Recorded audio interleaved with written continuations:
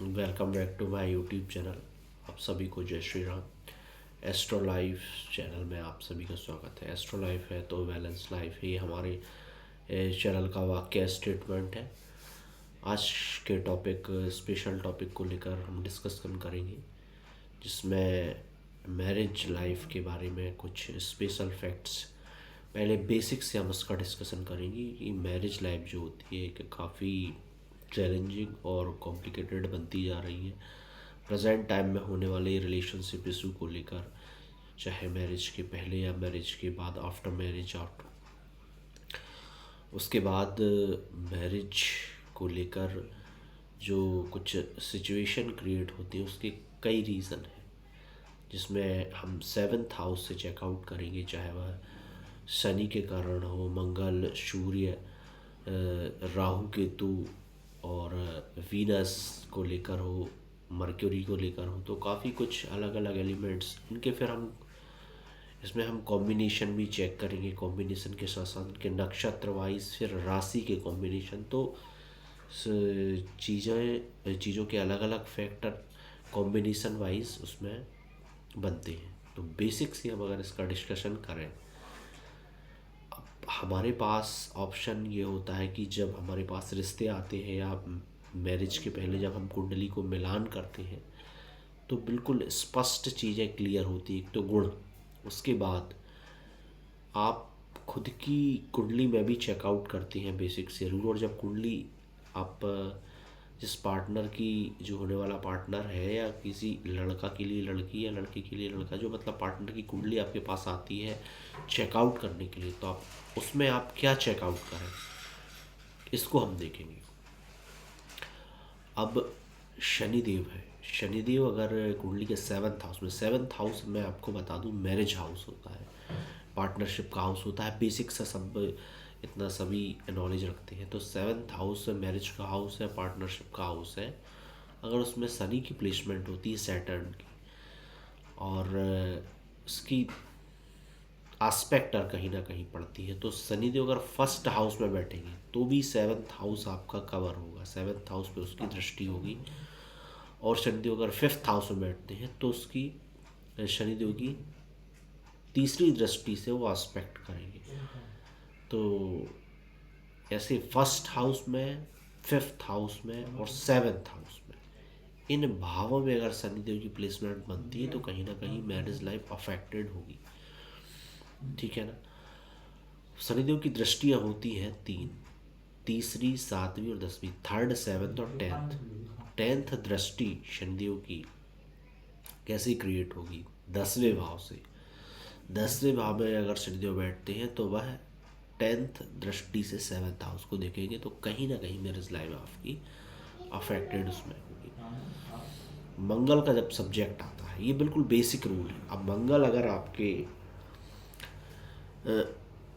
एक तो मंगल का कॉन्सेप्ट मैं ऐसे क्लियर करूँगा कि मांगलिक का जो एक पैटर्न है, तो कुंडली के फर्स्ट हाउस, फोर्थ और सेवेंथ और एट्थ हाउस और 12वें भाव, ये मंगल के अफेक्टेड हाउस है। इसमें व्यक्ति मांगलिक श्रेणी में आता है। मांगलिक कैडर होती है दो, निम्न मांगलिक, उच्च मांगलिक, मतलब हायर फ्रिक्वेंसी में मांगलिक और लो फ्रिक्वेंसी में, आप ऐसा समझें उसको।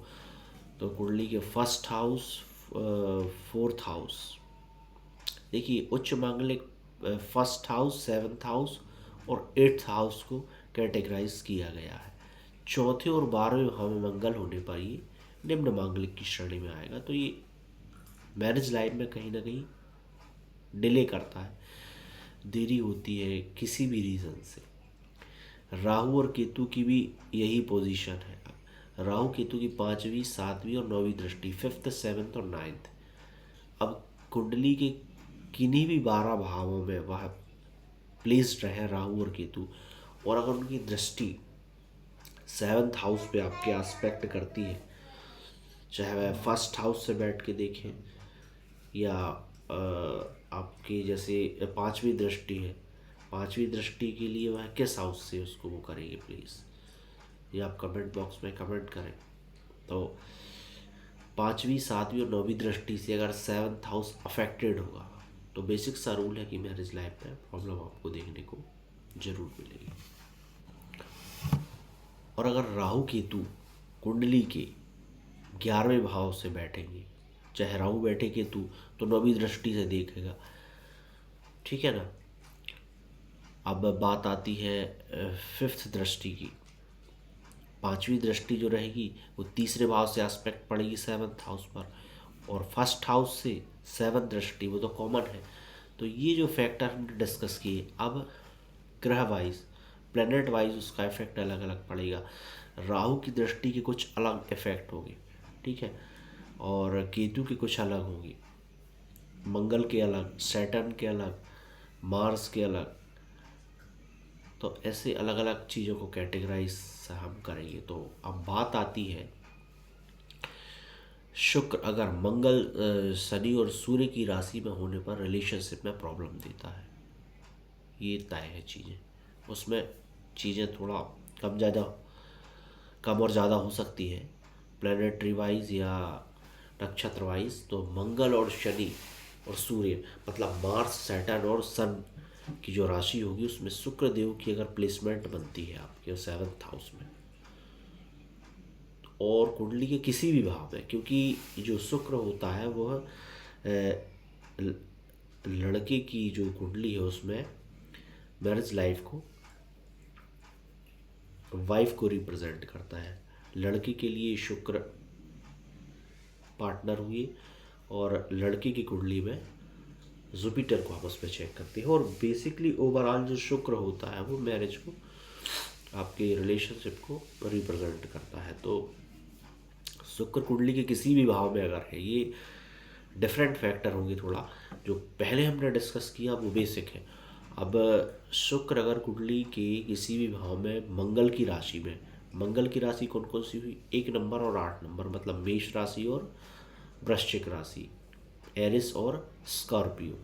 अब सैटर्न की जो राशि है, सैटर्न में ये जो हमारी शनिदेव हुई, शनिदेव की जो राशि बनेगी कैप्रिकॉर्न होगी और एक्वेरियस। इसमें भी अगर कहीं ना कहीं कुंडली के किसी भी भाव में वीनस की प्लेसमेंट, शुक्र की प्लेसमेंट बनती है, 10 और 11 नंबर राशि अलॉट की गई है हमारी सैटर्न को, तो उसमें भी आपको मैरिज लाइफ में प्रॉब्लम देखने को मिलेगी। फिर आती है सूर्य, सन की जो सह राशि, उसमें अगर शुक्र की प्लेसमेंट हो उसमें भी कहीं ना कहीं आपको, अब वो प्रॉब्लम किस कैटेगराइज की है, किस प्रकार की है, वो फिर आगे उनका कॉम्बिनेशन चेकआउट करके हम डिस्कस करेंगे। तो ये बेसिक रूल हुआ है। अब उसमें कई फैक्टर है, जैसे डोमिनेशन भी आपको देखने को मिल सकता है एक दूसरे के बीच, एग्रेशन देखने को मिलेगा, एक दूसरे से बात नहीं करना, ये सभी जो प्रॉब्लम आपको रिलेशन में देखने को जरूर, ये फैक्टर आप कंडीशन कुछ भी हो सकती है। अब 7th हाउस, और यही कंडीशन आपको 7th हाउस में मैरिज में अप्लाई करना है।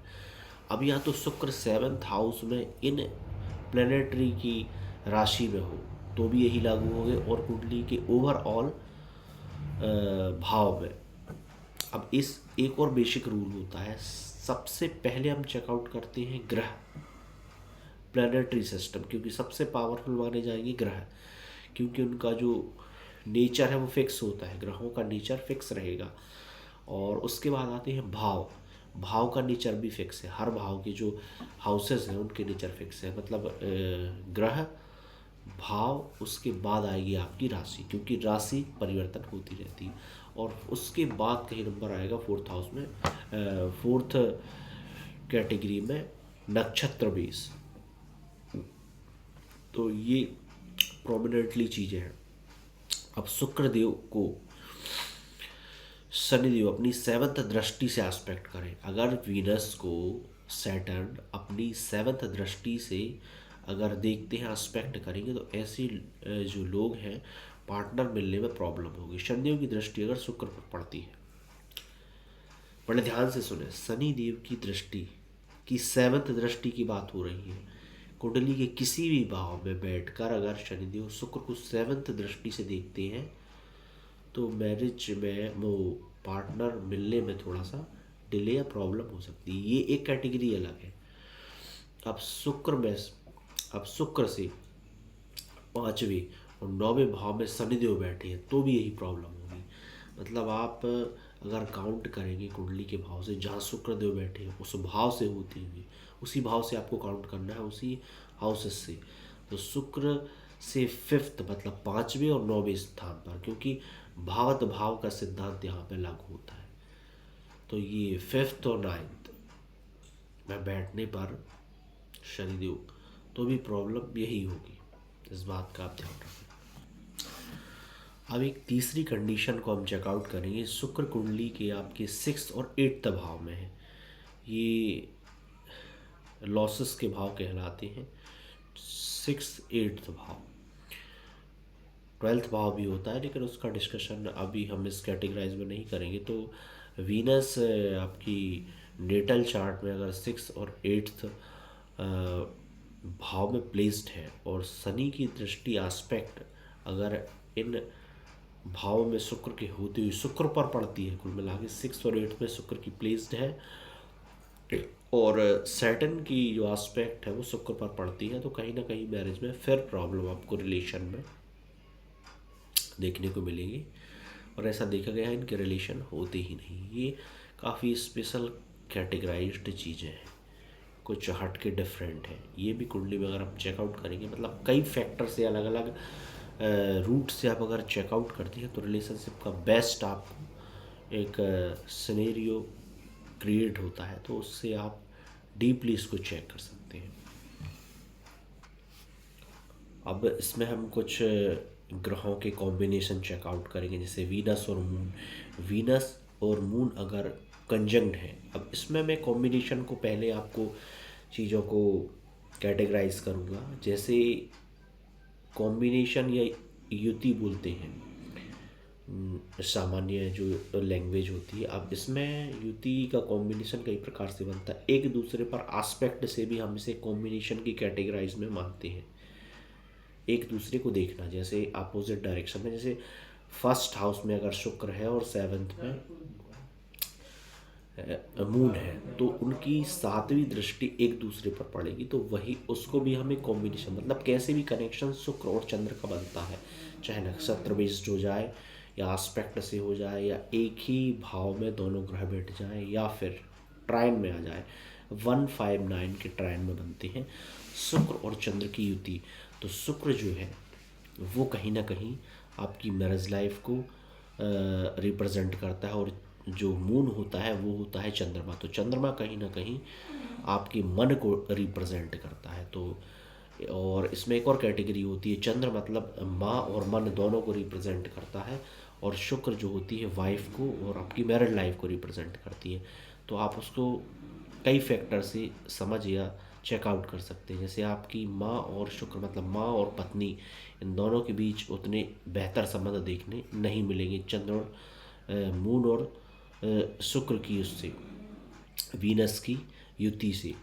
अब इसमें दूसरे एस्पेक्ट से हम चीज़ों को देखें कि आपका मन मतलब चंद्रमा में चंद्रमा जो है वो अपने शुक्ल पक्ष और कृष्ण पक्ष में अपने जो साइज़ है उसमें डिफरेंट होते हैं। 13 दिन घटते हुए बढ़ेगा, बढ़ते हुए घटेगा, तो हर 2.5 दिन में जो है वह अपने शेप चेंज करेगा।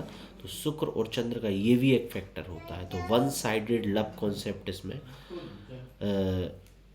क्रिएट होता है। तो पर्सन जो है रिलेशनशिप में कुछ टाइम के लिए तो आता है, बट ब्रेकअप्स इसमें देखने को मिलते हैं। 2 साल तक व्यक्ति लगभग डिप्रेशन में जाने की डिप्रेस्ड पोजीशन में बनता है। वही मैंने बताया कि वन साइडेड लव, शुक्र के वैसे भी शुक्र चंद्र के कॉम्बिनेशन में वीनस और मून में अब रिलेशन में अप एंड डाउन्स देखने मिलेंगे।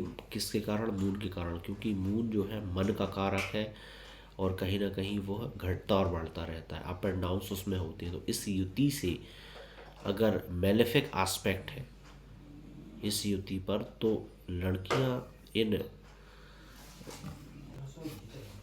अब वीनस और मून की अगर आपकी जो है कॉम्बिनेशन बनता है, वीनस और मून के कॉम्बिनेशन पर अगर किसी मेलेफिक प्लैनेट का एस्पेक्ट पड़ता है, किसी ग्रह की दृष्टि पड़ती है जो मेलेफिक है, जैसे राहु और केतु की, तो इसमें जो गर्ल्स है वो वॉइस पर ब्लेम लगाने की एक कैटेगरी बनती है।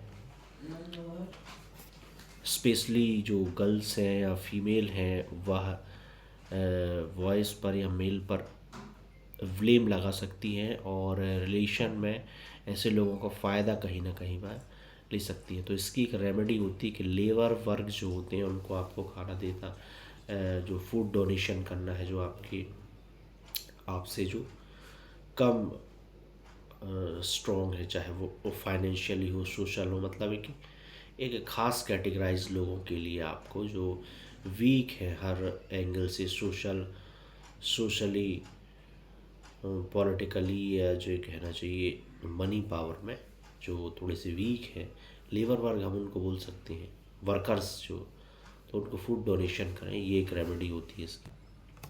अब एक सेकंड कॉम्बिनेशन बनता है वीनस और सन का। इसमें कांस्टेंट फ्रस्ट्रेशन चल रहा है, दोनों में से कोई भी एक दूसरे को डोमिनेट कर सकते हैं, चाहे वह मेल हो या फीमेल हो। सन और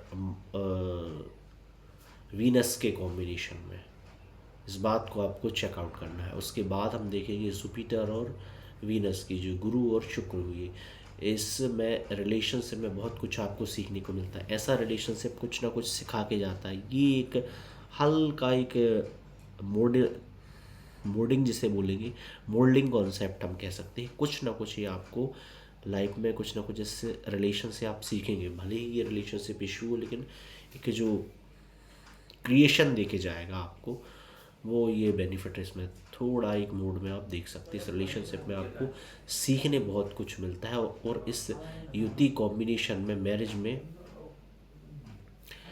कन्वर्ट होने में प्रॉब्लम होती है। अगर रिलेशन डेवलप है इसमें, तो रिलेशन जो है आपकी मैरिज में कन्वर्ट नहीं होगा, या तो रिलेशन होगा, ठीक है ना, या तो मैरिज नहीं होगी, मतलब दोनों साथ में नहीं होंगे।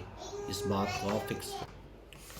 अब मैरिज में जो है, मैरिज कन्वर्ट होने में इसमें प्रॉब्लम होती है।